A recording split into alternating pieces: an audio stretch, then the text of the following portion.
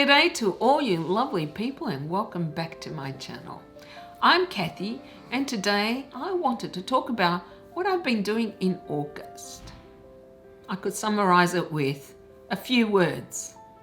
The Olympics, elementary, the Dresden Files, vaccinations, lockdowns, and accidents. Nothing serious though, just plant accidents I should have said. Okay, August in Melbourne is usually very, very cold, but it has not been that cold this August. It has been very strange weather actually.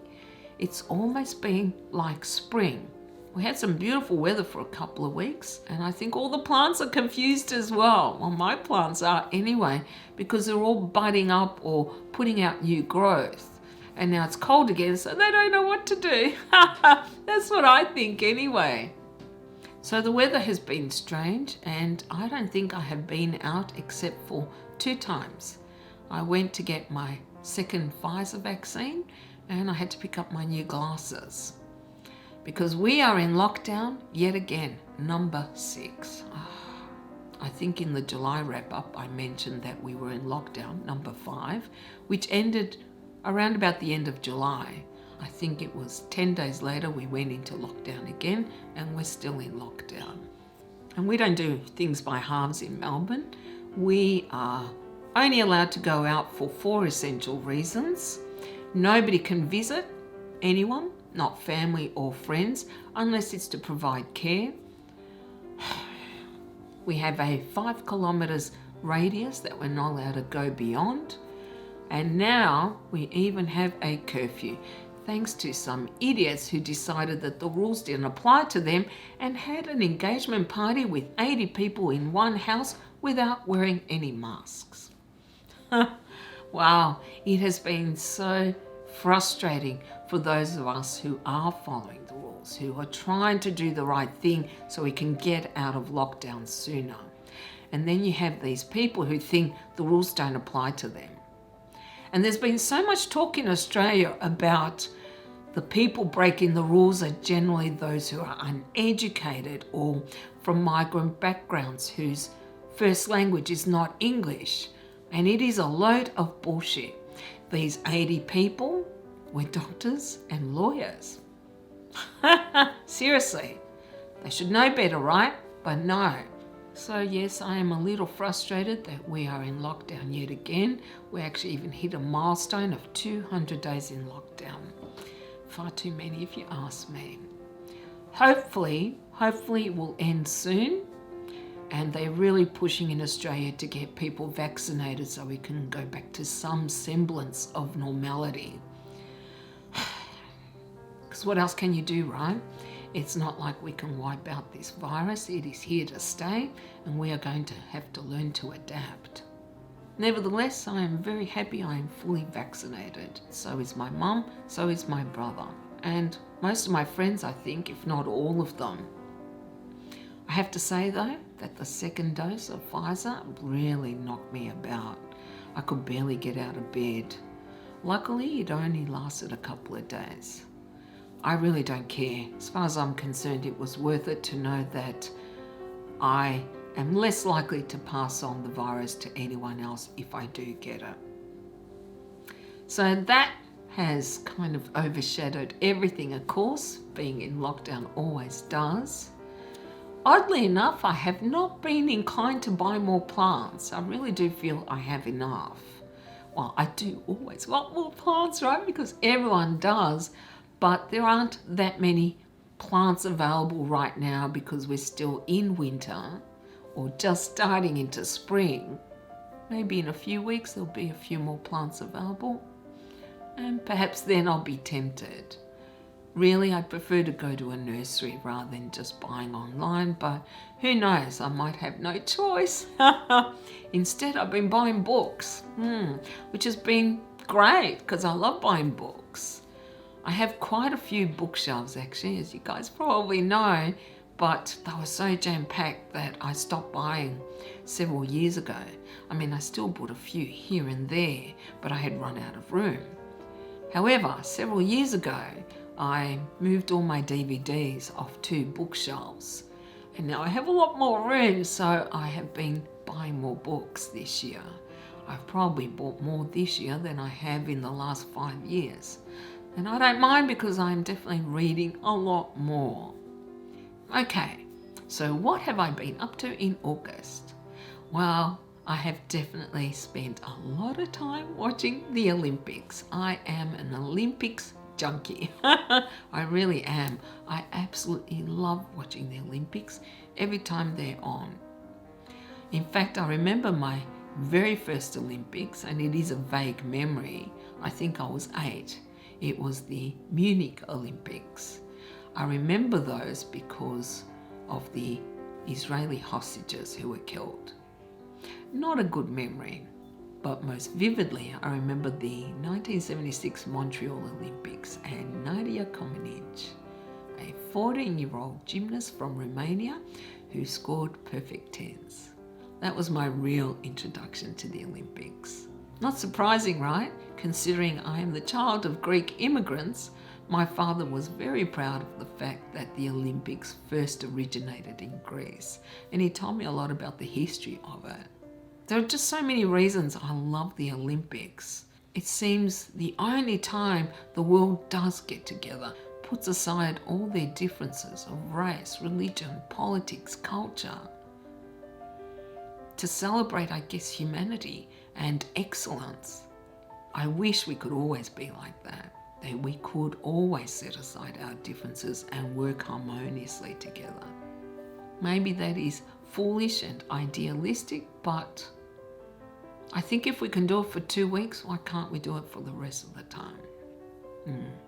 Regardless, as always, I was completely and utterly addicted to the Olympics and didn't do anything else, didn't watch anything else. I just love watching different sports that you otherwise don't get to see. My favourites are the swimming, because I am a water baby. I definitely love the water. And of course, Australia does very well in the swimming, but I also love the gymnastics and the cycling and the track, and I love the equestrian because I love horses. I have such mad respect for athletes because they are so hardworking and determined and sacrifice so much to be able to be the best at what they do.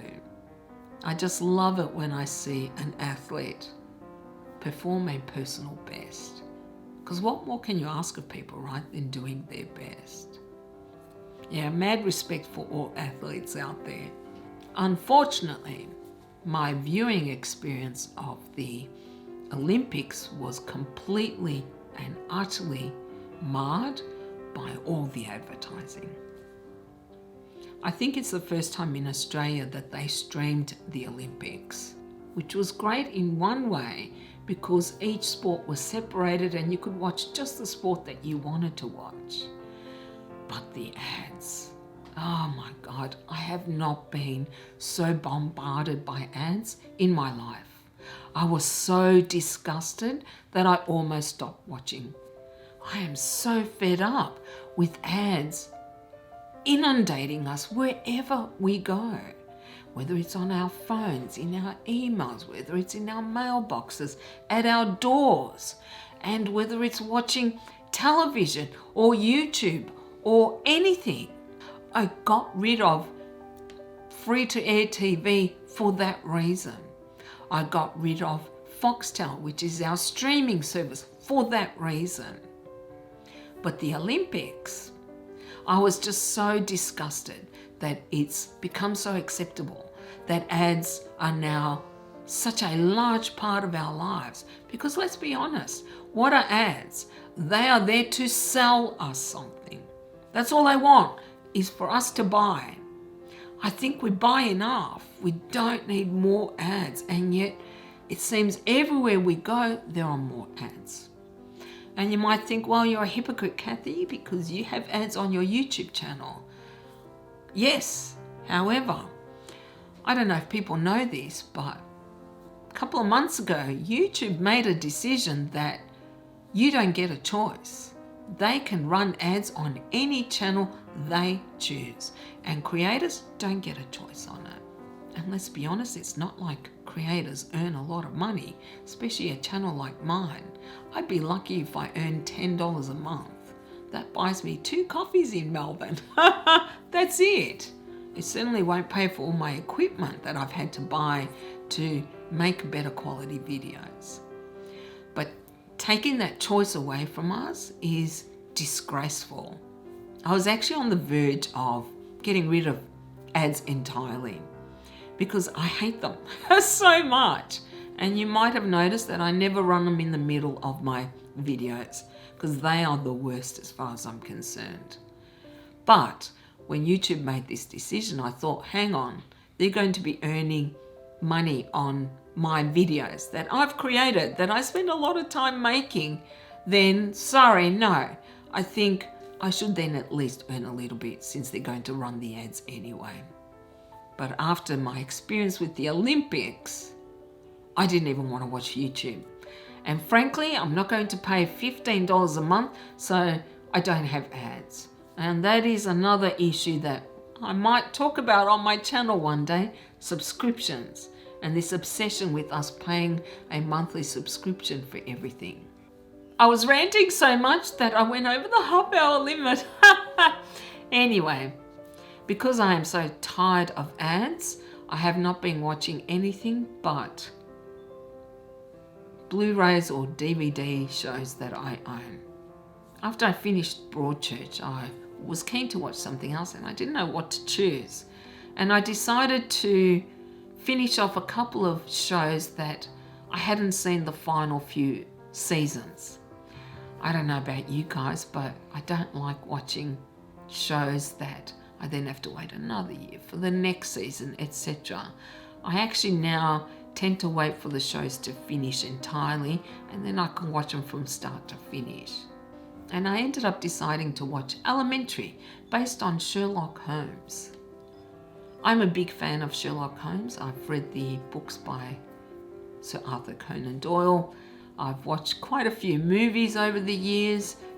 I've seen the English one, which I'm going to rewatch after I finish Elementary.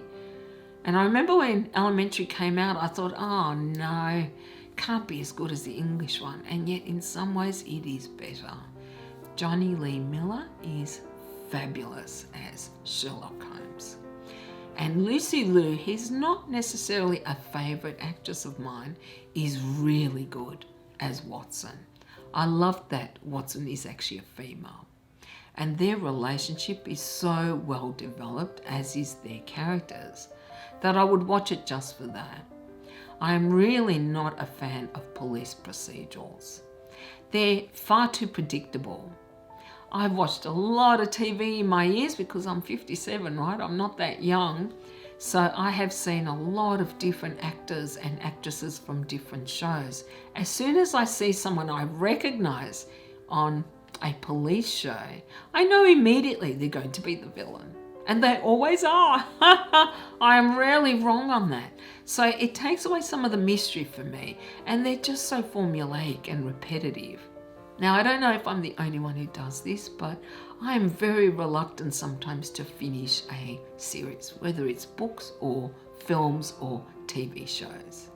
Because I know I'm going to feel slightly let down that that's the end of that series, whatever it is. So I put it off all the time. And with Elementary, I had watched the first 4 seasons, so I started watching from the 5th. And I got to the last season and I have, I think, 3 episodes left and I decided, no, I don't want to finish it. So I went back and started rewatching the entire series from season 1. I know, it's crazy, right? I just don't want to finish it. And yet I do. I want to know how it ends.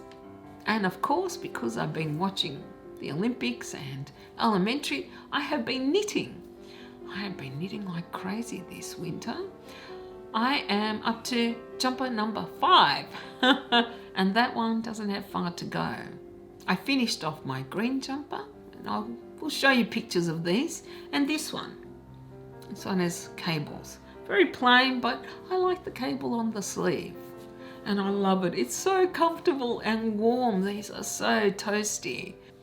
My current one is almost finished. I have the sleeves, which don't usually take me long, but I've found myself slowing down a bit because I usually like to know what I'm going to knit next. The other reason I haven't been knitting as much, well, okay, yes, I have been knitting a lot, but not as much as I was the previous month, is that I'm reading a lot more. I have been flying through the Dresden Files. I love them so much. But I've decided I have to slow down a little because I don't want to finish that series either. But the main reason I'm taking a break from the Dresden Files is that I started The Wheel of Time, which I've read before, several months ago, and took what I thought was going to be a short break from that series after book 9. But I got so hooked on Harry that The Wheel of Time has just languished there. And I thought it was time I finished that one before I finish Harry's story. So I've talked about my knitting and reading and watching. What else have I been doing?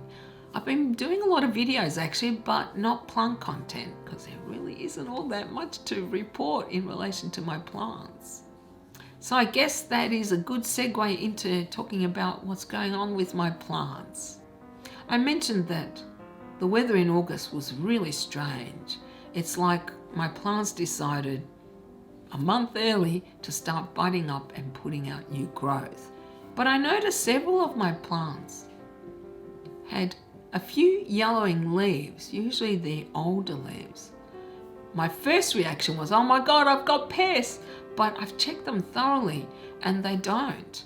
It seems to me like some of these plants are discarding their older leaves so that they can bring out new leaves for spring. However, to balance that, there have been several accidents regarding my plants this last month. Oh my goodness.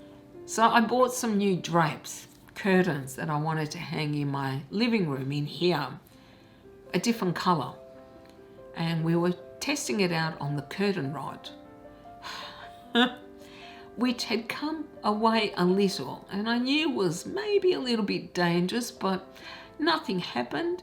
The plants hanging off the curtain rod seemed to be fine. However, when we put the new curtain on this curtain rod and hung them all back, the plants just came crashing down. 5 of them, 3 of them my Hoyas. Oh no, we were a little freaked out. I was lucky my carer was here, so she was able to help me get them back.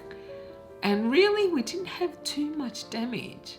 A couple of the saucers broke from the pots, and a couple of the pots have a few little chips, but the plants seemed not to be affected except for my Oxalis triangularis, my purple shamrock.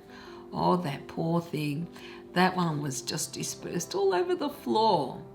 We put it back together and it looked really sad for several weeks, but it's starting to pick up again and it's even starting to flower. So I think it is slowly recovering from the shock of being just thrown around on the ground.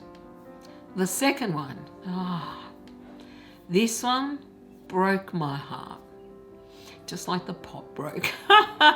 Yeah, we dropped a pot with my micans, which, wow, I am so upset about this plant. It is one of my all-time favorite plants. You know, there are some that just you love more than any of the others, though you don't tell the other plants that. And my micans, just like my monster, are always my favorites. And it was so badly damaged that my cuttings that I took in summer died, and so many leaves from the healthy vines died. It obviously went into shock and it has been discarding leaves all over the place, and it looks so pathetic. Oh, I am just gutted over this plant. I was hoping that it would just take off this spring, and now it looks like I might lose the plant entirely. I did take a couple of stem cuttings, but I wasn't very hopeful. So, can you hear that? That is my cat. She breathes really heavily. The cuttings I took are in water, but they don't seem to be doing great. I haven't seen a lot of roots, if any. It might fully bounce back and put out a whole lot of new growth. I don't know, but somehow I don't think so. No one really took a battering, the poor thing. So that was really heartbreaking, I must admit. But I don't want to end this video on a sad note again, so I'm going to show you a few plants that are doing really, really well. Coleuses. I know they're not everyone's cup of tea, but I just love the vivid colouring of these. And I have to admit, I find coleuses really easy. I've got 4 varieties. I'm going to show you 3 today though. 2 of them were $2 plants from Bunnings, which I bought in spring last year, almost a year ago, which lived outdoors. But coleuses don't survive our winters in Melbourne, so I took cuttings and I made several pots of it, gave away quite a few, and I kept one for myself, and that is the ones with the red leaves. They're doing so well for me. I'm constantly having to cut them back because they get really bushy, and I'll probably put these back outside when the weather warms up, but for now they're a great splash of colour in my home.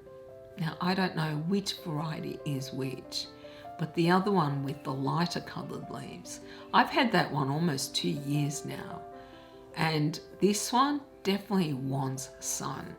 Strange, isn't it? I read so much about coleuses that they do not do well in the sun, not the ones I have. They get much more vivid colouring when they're exposed to the sun than if they are in the shade. That's been my experience anyway. The other 2 I wanted to show you are 2 of my Hoyas. I have shown some photos of my pubicalyx, which is growing like crazy, but I thought I'd also show you my Hoya Crimson Princess and my Hoya Herscheliana variegata. They are growing so well for me. I hang them on the curtain rod so they do get direct sun and they do get that slight bit of sun stress. I love them, not just because they're beautiful to look at, because they are, but also because they are extremely easy care for me. I haven't had any issues with my Hoyas. I don't have that many, but if others prove as easy as these, then I can see myself getting more Hoyas and less peperomias, because my peperomias do give me a lot of grief. But I thought you'd enjoy seeing just how well they are doing. I can't wait to see if they're going to do even better in spring. I hope they do. I am on the hunt for a couple of more. I absolutely love the Hoya curtisii and the Hoya bertioni. I can't pronounce that one. Hoya and the Hoya bertonii. Oh, I know, I got that wrong, so I'll put it on the screen. I don't think I'm going to become as obsessed with Hoyas as some people, but a few more I could live with, especially since they'll probably replace plants that I've killed, like some of my peperomias. I think I have reached the point with my plants that if they're going to continuously give me grief, then I don't want them anymore. I love my plants, but I don't want plants that I'm constantly stressing over. I want plants that make me happy and not worry all the time, like some of my peperomias. I don't like being defeated. However, I still can't get the watering right with several of these peperomias, and I don't know if I want to try anymore. So I thought that would give you a bit of a glimpse of what's happening with my plants. We are now in spring, which is very exciting. I can't wait to spend more time outdoors. I have missed it so much. And as for me, I felt a little bit like about my plants. Yeah, not that I don't love them, because I do, but there's so little going on in winter, there really is, that I haven't needed to worry about them. I haven't needed to do all that much. I have a hell of a lot of repotting I think to do in spring, but I'm waiting for the weather to warm up a little bit. Well, that is really all I wanted to share with you guys. Tell me what you have been up to in August. What are you looking forward to in September? Thank you guys so very much for hanging out with me and letting me ramble, because I did, and even rant a bit, because I do that too. I really appreciate it though. It means so much to me that you guys watch my videos, that you comment. I just love that part of YouTube.